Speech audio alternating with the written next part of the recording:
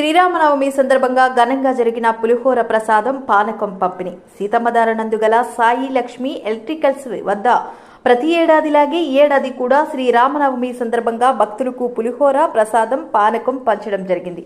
గత 20 సంవత్సరాలుగా మిత్ర బృందంతో కలిసి ఈ కార్యక్రమం చేయడం చాలా ఆనందంగా ఉందని, ఇది భగవంతుని సేవ అని నిర్వాహకులు కెల్లా హరి తెలిపారు.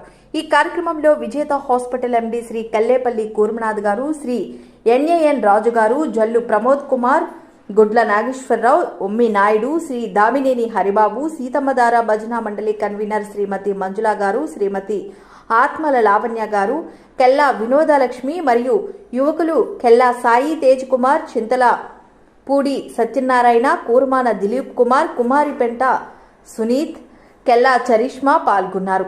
వారి సేవలు అందించి విజయవంతం చేశారు.